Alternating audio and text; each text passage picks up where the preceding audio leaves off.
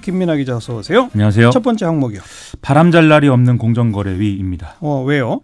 오늘 언론을 통해서 검찰이 김상조 공정거래위원장의 직무유기 혐의에 대해서 수사에 착수했다. 이 사실이 알려졌는데요. 네. 이것은 공정위내 이제 국장급인 유선주 심판관리관의 고발에 따른 것이라고 합니다. 이 피고발인에는 김상조 위원장뿐만 아니라 지철호 부위원장, 최규하 사무처장 등의 공정위 수뇌부 등 간부 10여 명이 포함된 것으로 알려져 있습니다. 그러니까 공정거래위원회의 국장급 인사가 자기 상관인 위원장, 처장, 부위원장 등을 고발했다. 그렇습니다. 이게 이제 공정거래위가 지난해 2월에 유한 킴벌리가 2005년부터 2014년까지 41건의 정부 입찰을 담합했다는 이유로 이 유한 킴벌리 본사와 대리점 23곳에 대해서 과징금을 부과하고 검찰에 고발하겠다 이렇게 발표를 했었거든요. 예. 그런데 실제로는 공정거래위가 유한 킴벌리 본사에 과징금을 부과하거나 검찰 고발 조치를 취하지 않고 그래서 대리점만 처벌받는 그런 상황이 이제 벌어졌다라는 얘기입니다. 왜요? 왜 그랬답니까? 이 유선주 심판관리관은 공정거래위가 늑장조사 등을 통해서 사건을 제대로 다루지 않고 이제 유한 킴벌리 측이 이제 봐준 거다 이렇게 주장을 하고 있는데요. 유한 킴벌리 측의 이제 자진 신고를 통해서 이런 사실들이 드러난 게 2014년인데 3년이 지나서야 현장 조사를 진행해서 증거 인멸을 이제 결과적으로 방치를 했고 네. 이로 인해서 2010년부터 2013년까지 이뤄진 담합 행위들의 경우에는 이 공소시효가 5년이기 때문에 이 공소시효에 지나버리는 그런 상황이 돼버렸다는 겁니다. 네. 이런 고발에 대해서 공정거래위는 뭐라고 답변했어요? 이 유한 킴벌리 사건은 규정대로 처리를 한 거고 이 자진 신고자 요건에 따라서 과징금과 고발도 면제가 된 것이 전부이다라는 건데요.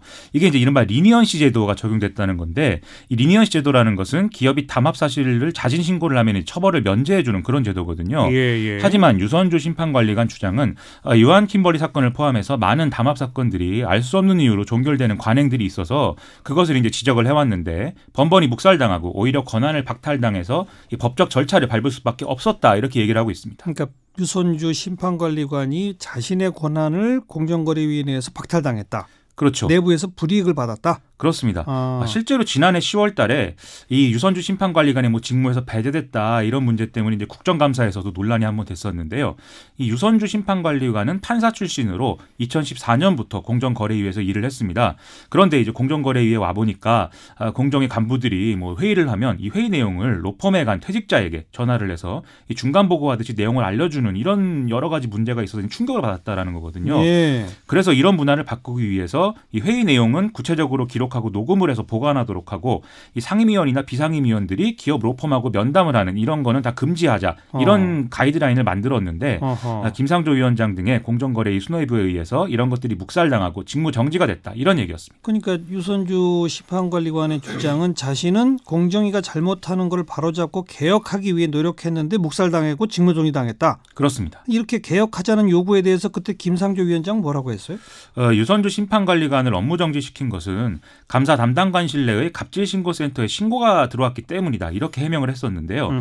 이 지난해 국정감사 시점에서 이제 이거 관련해서 접수된 민원이 37건이었는데 이 중에 22건이 이제 유선주 심판관리관과 연관이 있는 내용이었다라는 거였습니다. 그래요? 그렇습니다. 그런데 또 유선주 심판관리관은 이런 직무정지 결정에 법적 근거가 없다면서 헌법소원까지 낸 그런 상황이었습니다. 이 양쪽 주장이 완전히 엇갈리네요. 그런 거죠. 네. 그런데 어쨌든 그 유선주 심판관리관의 주장이 만약 사실이라면 즉 로펌 퇴직자들한테 공정위 간부들이 회의하면은 그 회의 내용을 다 알려줬다는 거 아니에요?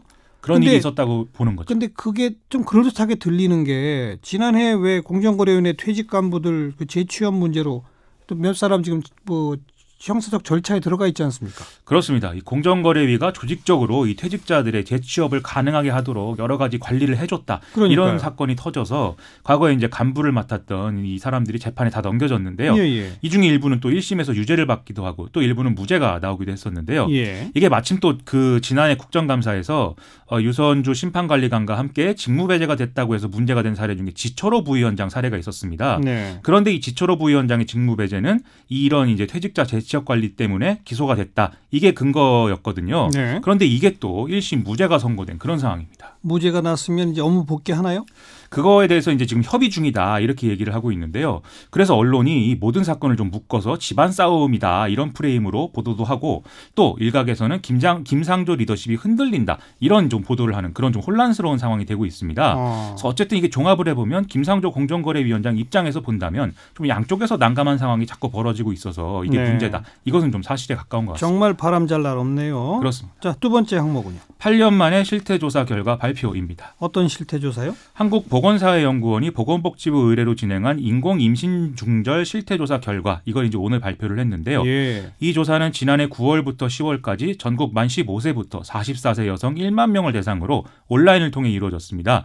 이 정부가 인공임신중절 실태조사를 진행한 게 이제 8년 만이다라고 보도가 되고 있습니다. 네.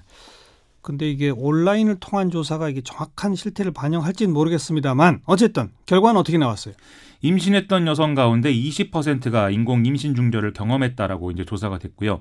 또 여성 4명 중 3명은 인공 임신 중절을 처벌하도록 하는 법을 이제 개정해야 된다. 이렇게 생각하는 것으로 나타났다는 내용입니다. 그 법 개정에 대한 것도 설문을 조사했겠죠? 그렇습니다. 이제 이유가 뭐냐 이것에 대해서는 복수 응답이 가능한 이런 조사였는데요. 여성만 처벌 대상이 되기 때문이다. 이렇게 응답한 비율이 전체 응답자의 66.2%였고요. 또 여성을 안전하지 않은 환경에 노출시키기 때문이다라고 답한 사람도 65.5%에 이르렀습니다. 또 개인의 선택이 존중이 돼야 된다라는 취지의 답변도 62.5%로 다수였는데요. 또 낙태를 허용하더라도 뭐 어느 단계까지 허용을 할 것이냐 이것이 또 쟁점 사항인데 임신 수주와 상관없이 허용해야 한다는 입장이 대부분인 것으로 또 나타났습니다. 네, 임신 수주, 임신한 지 몇 주 됐는지 그렇죠. 이거 관련 없이 임신 주수. 그렇습니다. 네. 이 낙태가 현재는 불법으로 돼 있잖아요. 그렇습니다. 그래서 제때 필요한 정보를 얻지 못한다 이런 얘기도 나오잖아요. 그렇습니다. 지금 인공 임신 중절을 경험한 여성 중에 29.3%가 온라인에서 정보를 얻고 있다 이렇게 답한 부분이고요.